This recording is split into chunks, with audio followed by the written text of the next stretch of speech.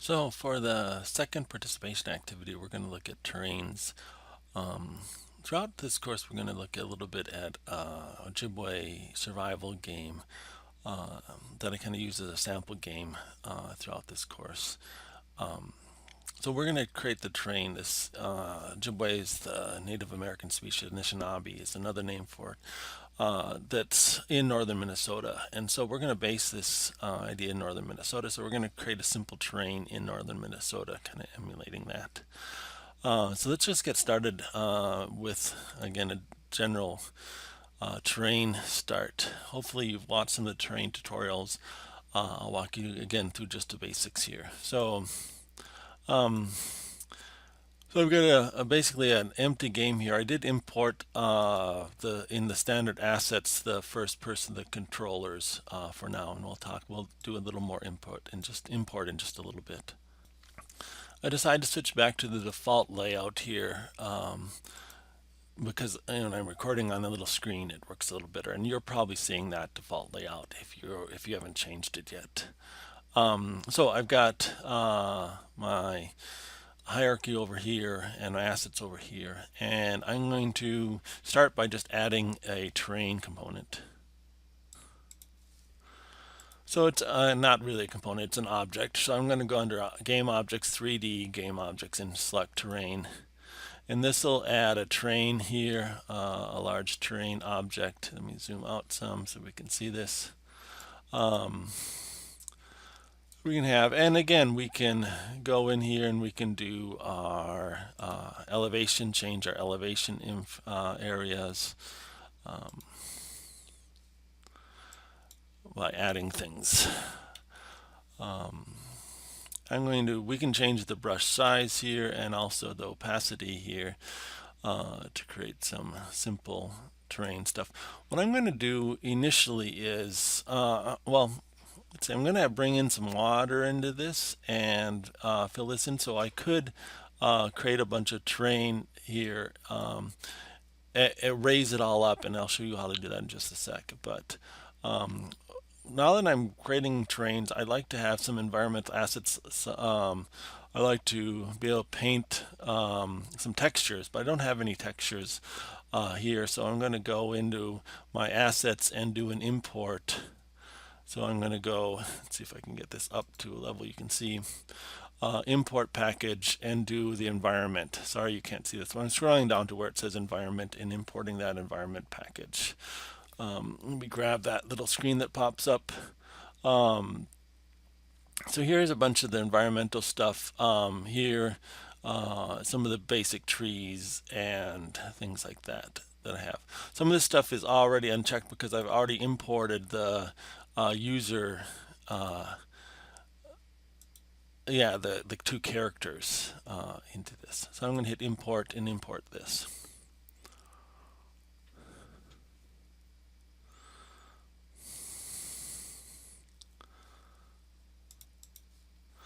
So now going back to my terrain here, I'm going to paint a texture, and the initial texture is going to fill the whole terrain. So I'm going to go into the paintbrush here for painting a texture, edit, add a texture, grab that window that pops up.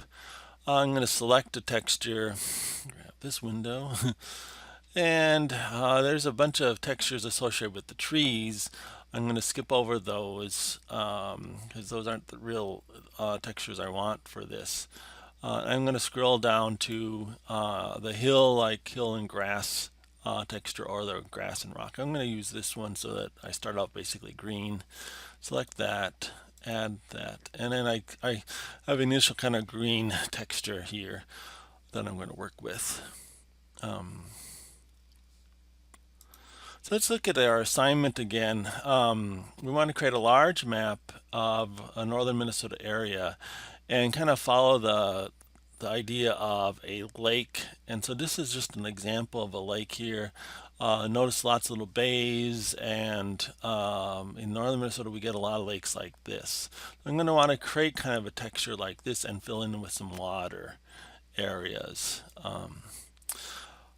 I'm going to need some other things. I'm going to need an area. The idea of this game is your plane has crashed and you're trying to wander around and find some civilization. So we're going to have a plane wreck here, and we're going to have some cabins. We're going to have some sugar bush area set of maple trees with a clearing in the middle, and some ruined shacks, and then some cabins here. And we want some navigational landmarks here. We want something that the player can see. This game kind of goes back and forth in time over about 150 years. So some rock outcroppings or some lake features, maybe really old tree, some things where the user can see where they are regardless of the time areas for that. And so a lot of these northern Minnesota lakes have like rock outcroppings associated along the edge of the lakes and things like that. So, okay, so back here, again, I want to try to do a basic lake feature here. So let's go back to where I'm raising this up here, and let's add a little bit of water into this object. So again, under standard assets, under environment, there's some water objects. There's some water here and water basic. I'm just going to use the basic water for this sort of stuff because I'm not too concerned about it and it comes free with this. So I'm just going to use one of these basic water features. I'm going to, again, change this down so I can see the names. I don't need the icons necessarily, so I'm just going to scale this down. I'm going to use this water daytime and drop that in here. So that's my water. I'm going to raise it up a little bit, and then I'm going to scale it. Let me zoom out a little bit so it fills up this area. So I'm going to scale it maybe 20. I don't have to scale it into Y, just the Z and the X. Let's do more like 100.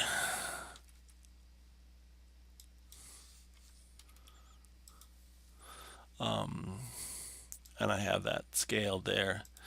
So I've also got some land, it's sticking out here, and some issues. So I want to raise up a bunch of the land. I can't lower terrain beyond the starting point. I can only raise it up. So I'm going to go back into terrain and raise it up.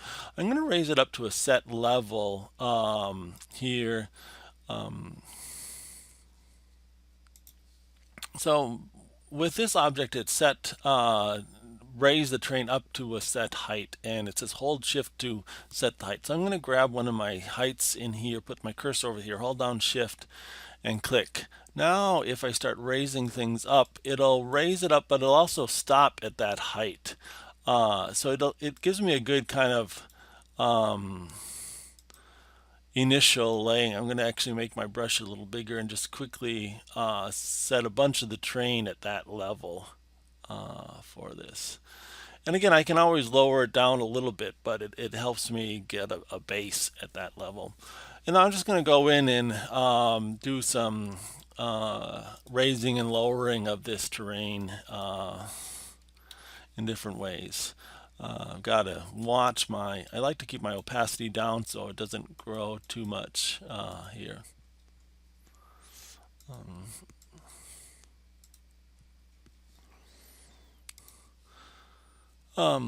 So I can now do some raising and lowering. If I hold down shift, I can lower things down a little bit so I can kind of create a little bit of a path here.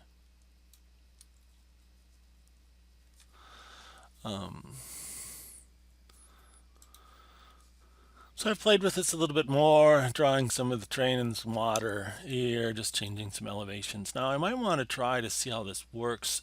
So I've imported under standard assets, I've imported the characters also. I'm just going to drop in the first person prefab here. When starting off, students use the rigid body first person prefab.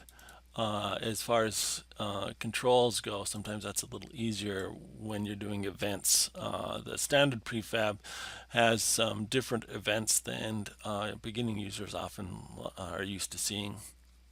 Okay, so now I've got that dropped in. I'm going to bring it a little bit over here by the water and just I want to get an idea of how big this game is and the train is so I can see that. I'm going to play this and just try moving around so I can kind of get a view of it in game and see how long does it take to go from one place to the other here. So again, I can walk from one area to the other with relatively quickly. I'm going to make this maybe a little bigger. But again, you can play with that. I'm going to switch back to my scene here and maybe make this world a little bit bigger as far as where the stream kind of goes. Okay, now we're going to want to add, I'm going to want to add a plane crash in here and stuff like that. So in here, there's this asset package here. So I can download that and import it in here. So in Unity, I'm going to, in this my asset area, I'm going to say import, let me import package and choose a custom package. Here's my package out there. I'm going to import that. It should have everything selected. I'm going to import that all.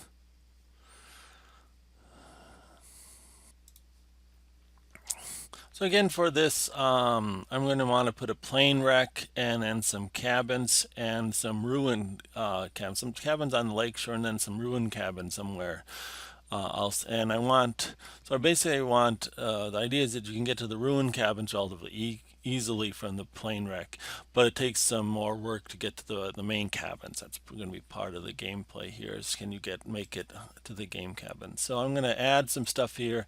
So again, I've imported this under the Piper here. I can just use this as the prefab for the Piper plane. I'm going to drop that here. There's my plane. So again, don't work too hard on it. I'm just going to position this down. I can do some rotation with it so it looks like it's crashed. Maybe and then I can partially bury it in this terrain like that. Maybe I'll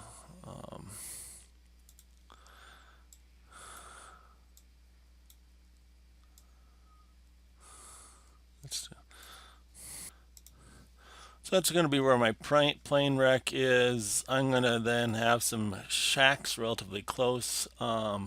So I've just got this cabin Blender version of the cabin. I'm going to use the Blender version of this and just drop some of these in. Let me zoom in on those a little bit. Let's just do two of those for now. And again, I want those kind of ruined, these shacks. And again, normally I would have more stuff in, but I'm trying to limit some of the things. So I'm going to kind of get these, make them look a little bit ruined, and just have parts of them sticking up out of the ground here, maybe.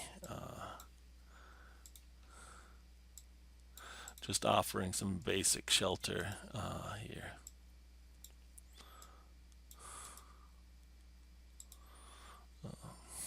Okay, so I've got my shacks set up. Character can land there, walk over here, and then I'll want some more cabins on the lake, maybe over here. So again, I'm going to use these same cabins here, the Blender version, and drag a couple of them uh, over here. And since we only have three, or the same cabin, I can do some simple things. I'm going to maybe scale them, change the scale a little bit on some of them, so that they do look a little different here. So,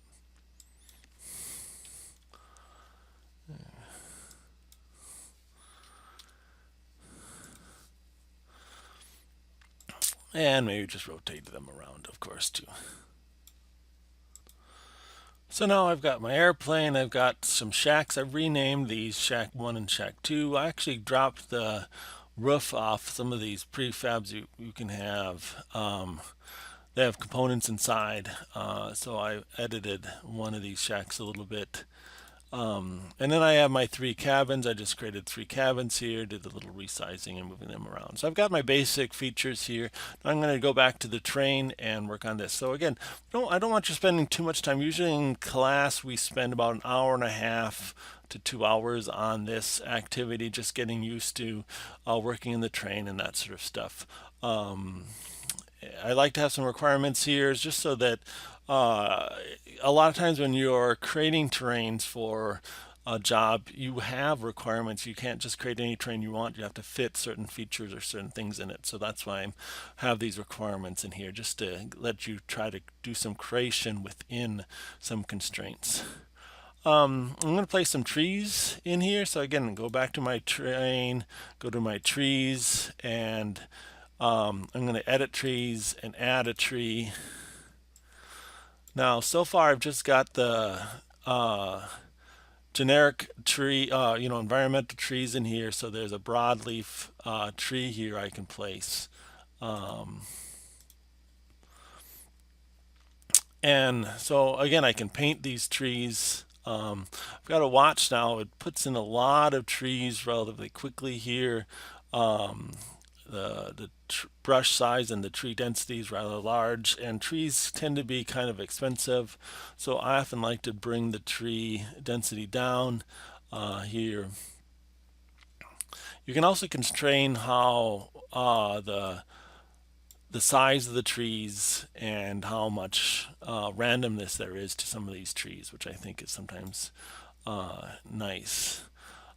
So again, I'm going to land in kind of a forested area here, so sprinkle some trees here. You can also add some smaller things like some grass or bushes like that. I'm going to add a grass texture here.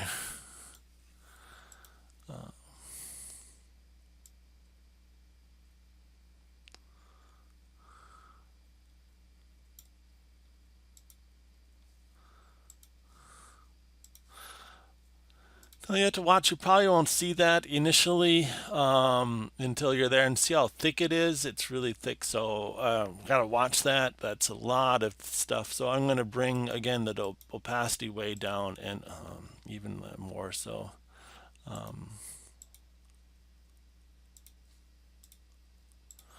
And be able to paint some grass. I'm gonna bring my controller, my rigid body controller here, and bring that over to that same location. So I'm going to move that over here, kind of so I start off around the plane wreck area, so I can kind of see where things are.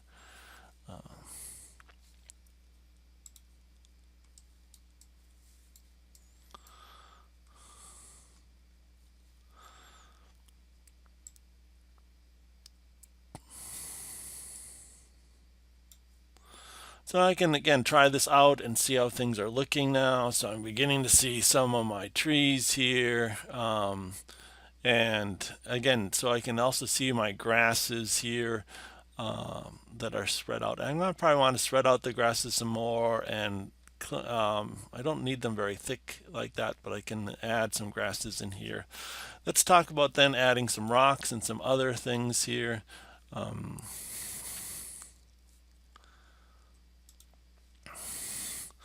Now there are more trees you can create. In fact, we have a whole pack of trees you can download and import. On Google Trees, there's this pack of trees. It's a pretty large thing, but you can import that. So again, in my assets here, I'm just going to go in assets and right click and choose to import a package, custom package. I've downloaded that pack of trees and importing that. So I'm just going to import all of that, and so now I have more choices as far as trees go that are more related to northern Minnesota trees. So you can go through, place some trees, load in some different kinds of trees. I've loaded in, a birch tree and maple tree, and I can paint in different ones. I can go over and paint in some birch trees here as I go. If you hold down shift, it should erase the trees. So if you get the trees in the water or something like that, you should watch that. So I've got some trees growing up here in the water. I'm going to get rid of those. I painted on some different textures. So besides the kind of a green ground I added bring in some rock textures. So now I can kind of paint those around the shoreline a little bit in different areas. And you have a couple different kinds of those.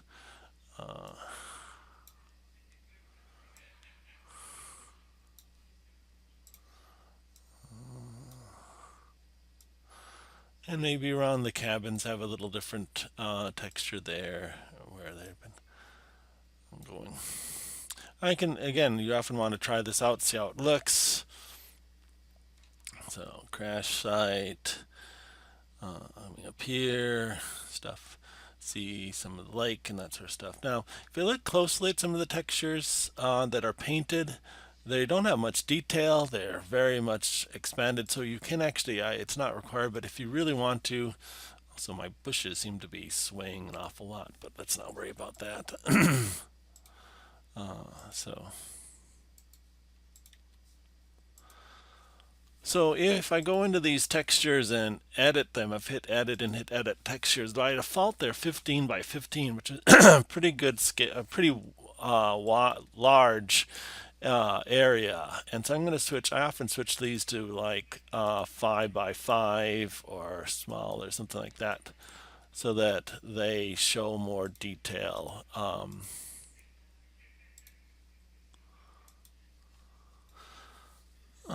Next, I'm going to add some rocks. There's a rock pack here that's part of this thing, and inside there's a number of textures. So there's some set rocks here I can drag in. These are actually very large rocks that you can bring. So I'm going to grab one of these rocks and drag it in here onto the screen, one of the meshes. Actually, I want the prefabs. That's what I want. If I grab the meshes and bring them in here, they won't have the materials. So then I have to drag in the materials on them separately. But if you go through and do the actual prefabs, the prefabs should be all set up that way. So again, these are really large to start with, and so you can resize them. You can also shrink them down and do some rotating with them.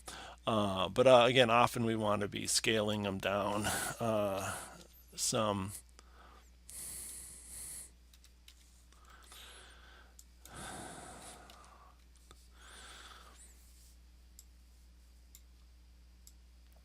And adding them to the right spot, some place where we want along the shoreline maybe. So you can add a number of rocks in here. So now I've got my basic terrain. Let's try it out a little bit.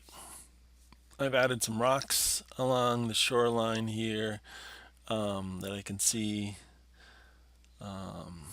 Now one thing I will notice that is, like, if I go through this rock, I'll actually walk right through it. See, now I'm inside the rock. It kind of disappears once I'm inside of it, but there are rocks there. Same with this shack. I can actually go inside this shack when it's initially set up. So I can just walk right through it. So we're going to set it up so that, like here now, if I try to walk in this shack, I can't. I hit the shack. So we're going to try to set that up a little bit. So you don't have to do this, but again, I'm just going to show it to you if you want. It's not required for this assignment, but a lot of students ask about this. So let's go to my rock here. And my rock is actually made up of a couple different spots. There's a set and then there's a group. I want to go down to where I have the actual mesh. This is the 3D mesh. I'm going to find where that is, and I'm going to have to add a collider to that mesh. I'm going to add components under physics. I'm going to choose a mesh collider. So that'll add a collider that matches the mesh of the rock here. Same with this shack. There's the shack itself, there's the roof, and then there's the cabin. I'm going to go and actually add a a box collider. So here I could add a mesh collider, but again, for calculations, and since this is basically a box, I'm just going to add a box collider. So in fact, this has already been done here, is added a box collider. So if I expand it, you can actually see the size of the box collider, and it won't let me get any closer to that. And that's pretty good. I mean, unless I want to go and climb up on the roof or something like that, then I would have to change this to a mesh collider, but it's a good start. So once I add those colliders to some of these shapes, I should be able to go around and like climb on the bigger rocks. And again, my requirements say that I want to have some stuff that I can see later on. So I made some big rock outcroppings along the lake that will be visible 100 years in the future. I'll be able to see those big rocks and know where I'm at for this. So again, to play with this, I suggest you play for between like an hour and a half or 2 hours on this. Don't spend an incredible amount of time on it. But again, we want you to get a good layout. One thing you may want to do as you start adding things is to group things. Rather than doing folders here in our scene, what we do is we can create an empty game object and name this like rocks. So I'm going to click on it, go over here, rocks by lake, enter. So I've got that. Then I can put these rocks underneath this item and organize them that way, so that if I can do that correctly, yeah, so that the all these rocks are there. So you can organize these using empty game objects kind of as folders in your hierarchy. Same with my cabins. If I wanted to have all the cabins together, I could group those into a game object. I could create an empty game object. Lake cabins. And put my cabins underneath that if I want. Again, just sometimes with your scenes they get very complicated. Make sure they get under this hierarchy correctly.